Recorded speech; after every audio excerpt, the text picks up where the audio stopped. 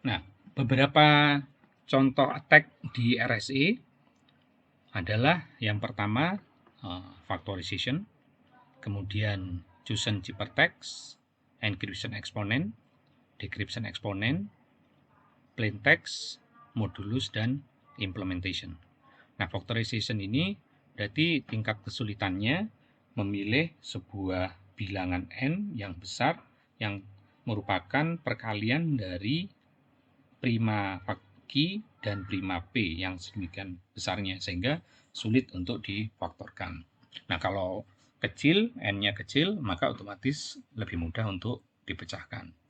Kemudian chosen ciphertext. Chosen ciphertext biasanya terjadi di decryption, di algoritma decryption-nya dipilih ciphertext yang sedemikian rupa sehingga pasangannya adalah plaintext yang simple dan mudah ditebak. Kemudian encryption eksponen dan decryption eksponen itu terkait dengan message yang simple ya. Kemudian ada short message, kemudian modulus yang umum yang banyak digunakan sehingga mudah ditebak, sama seperti nebak hash ketika kita punya rainbow table. Nah, kemudian masalah implementasi. Di implementasi bilangan pangkatnya ketika ada angkanya dia prosesnya lebih lama dari yang 0. Nah, itu nanti kenanya di masalah timing dan power. Factoring problem dari RSA itu yang pertama masalahnya di memfaktorkan n yang merupakan perkalian dari p dan q. Nah, kalau n-nya sedemikian besar, untuk mendapatkan faktor prima, dua faktor prima p dan q akan demikian sulit. Tapi kalau misalnya n-nya kecil, maka akan mudah untuk didapatkan bilangan faktornya p dan q. Atau orang bisa nyoba-nyoba menemukan d langsung atau menemukan Thousand faktor Thousand value dari n. Nah, pada saat ini untuk mendapatkan faktor prima dari n itu luar biasa lambat ya, butuh waktu.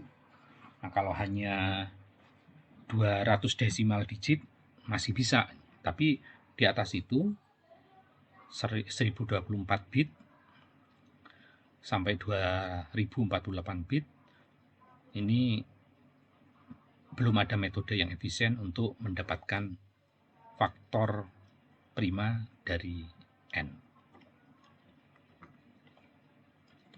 Nah, namun di implementasinya kalau tidak berhati-hati ada juga timing attack, karena kita untuk exponentiation seperti yang dibahas di sini bahwa ketika binary-nya 0 maka otomatis perkaliannya dengan 1, jadi ngitungnya cepat.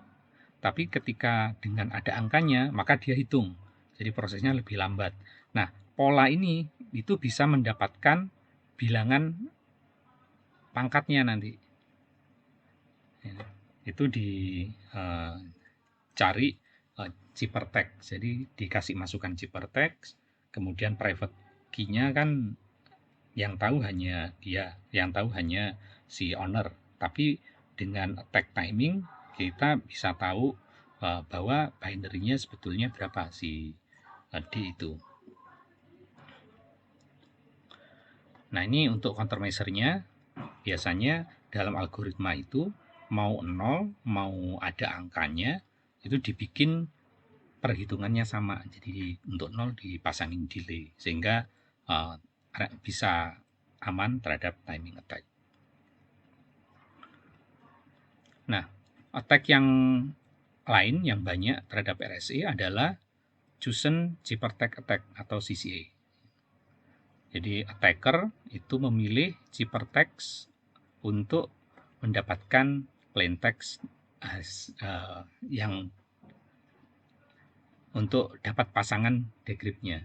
Sehingga dengan tahu polanya dia akan bisa mendapatkan D. Kemudian dia juga untuk mengamankan dari serangan Jusen Cippertech, kita bisa memilih pad, random pad terhadap plain text. Jadi plain text-nya kita insert dengan random pad supaya lebih aman. Atau menggunakan optimal asymmetric encryption padding. Oke, demikian kuliah mengenai asymmetric key dan RSA. Semoga membantu dan sampai ketemu di kuliah berikutnya. Terima kasih.